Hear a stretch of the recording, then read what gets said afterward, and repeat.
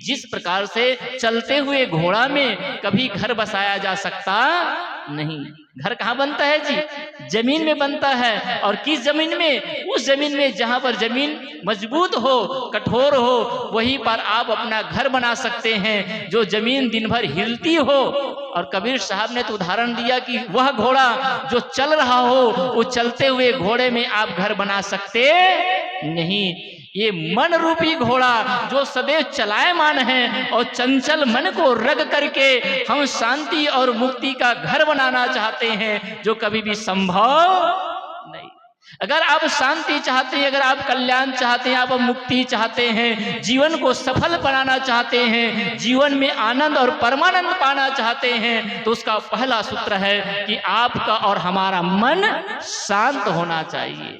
और ये मन रूपी घोड़ा रात दिन दौड़ता रहता है, दौड़त दौड़त दौड़या जहां तक मन की दौड़, और दौड़ थका मन थिर भया वस्तु ठौर की ठौर।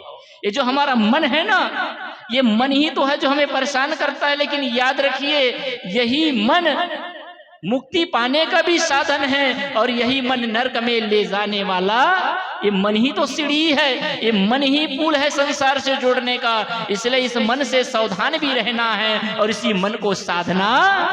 जो मन को साध लेता है, मैं एक आपसे प्रश्न करूं और अपनी बात को विराम करूं। गाड़ी में जो आप मोटरसाइकिल चलाते हैं, कोई बाइक चलाता है, कोई कार चलाता है, कोई हवाई जहाज भी चलाने वाला हो सकता है बैठा हो, उसमें ब्रेक क्यों लगाते हैं? कोई जवाब देगा? उसमें ब्रेक क्यों लगाते हैं? आप सोचेंगे गाड़ी को रोकने के लिए, गाड़ी को कंट्रोल करने के लिए। लेकिन एक विचारक ने अद्भुत जवाब दिया। उसने कहा कि किसी गाड़ी में ब्रेक इसलिए नहीं लगाई जाती केवल उसे रोकना है, बल्कि ब्रेक इसलिए लगाई जाती है ताकि उस गाड़ी को तेज रफ्तार से और दौड़ाया जा सके। उसमें जितना ज्यादा स्ट्रॉन्ग ब्रेक होगा, उस गाड़ी को उतना ही तीव्र गति से आप दौड़ा।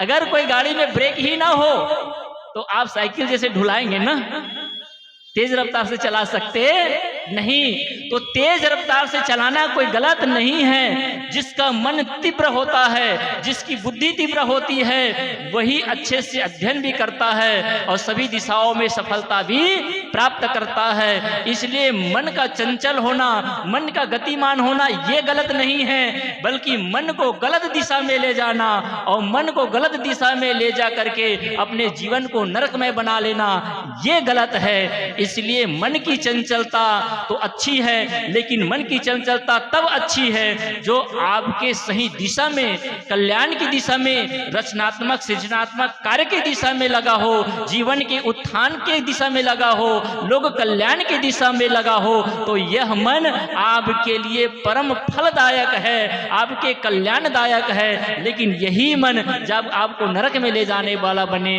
तो यही मन आपको पतन का कारण है। आप सबको बहुत धन्यवाद देते हुए आपने शांति के साथ मेरी बात को सुना।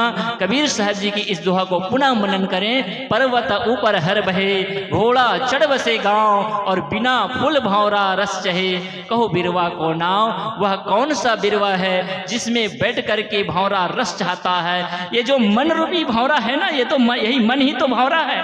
ये मन रूपी भंवरा ही कल्पना रूपी वृक्ष में बैठ करके और संसार के वस्तुओं में जहां सुख है ही नहीं, कोई फूल ही नहीं, ना किसी प्राणी पदार्थ में सुख है, लेकिन उसी में बैठ करके ये मन रूपी भंवरा, गुरु कबीर साहब ने कहा, मैं भंवरा तो ही बरजिया, बन बन बास न ले, और अटकेगा कहो बेली में, तरफ तरफ जी दे।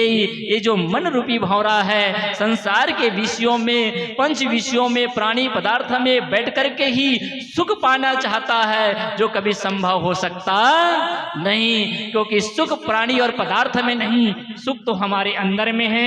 इसी सुख को महसूस करना है, जानना है, इसी के पीछे हमें जाना है। आप सबको धन्यवाद देते हुए अपनी वाणी को विराम। बोले सदगुरु कबीर साहिब की जय।